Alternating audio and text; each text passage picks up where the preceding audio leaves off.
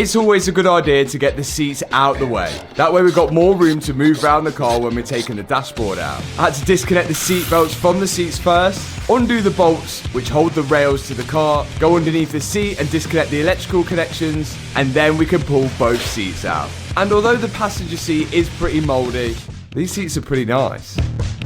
Next step, the steering wheel airbag. Poke the screwdriver up through the bottom. Yes. Oi, look at that. That releases a clip, and then you just push the airbag out.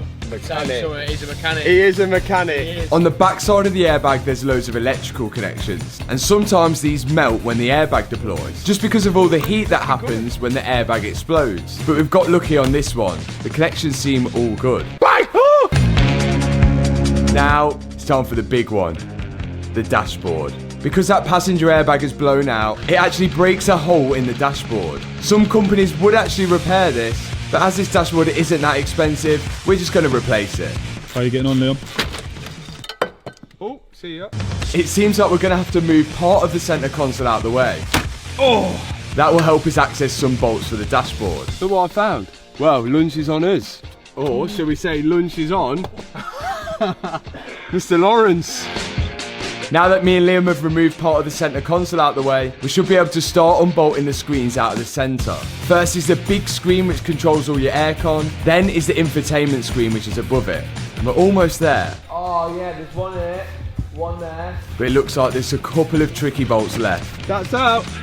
Right, we're almost out. Multiple different bolts, look. None of the same.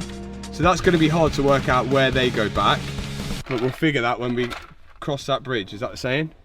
Something like that. But we think there's like a couple of bolts down here. There's one there. One there. They go they go down. I think we're gonna have to take the windscreen out. But Liam had other ideas. Oh my god!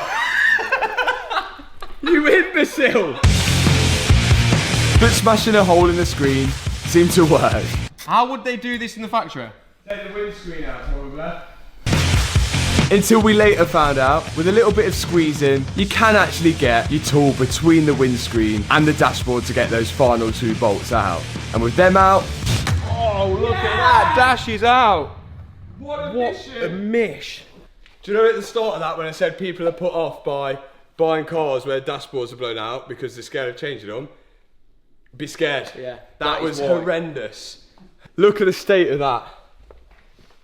Left hand side. Right hand side.